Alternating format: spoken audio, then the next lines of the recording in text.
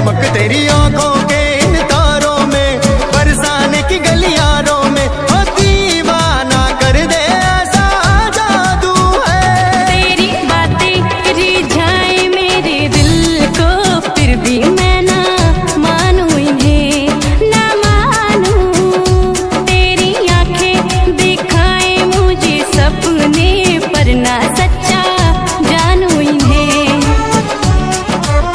ओफो जमुना पे तूने मुझे रोका है, इसमें कोई ना कोई धोखा है। ओ राधा रानी कहो तो अभी जान दे दूं, ओ राधा रानी कहो तो अभी जान दे दूं, ओ राधा रानी कहो तो अभी जान दे दूं, राधा रानी कहो तो अभी जान दे दूं।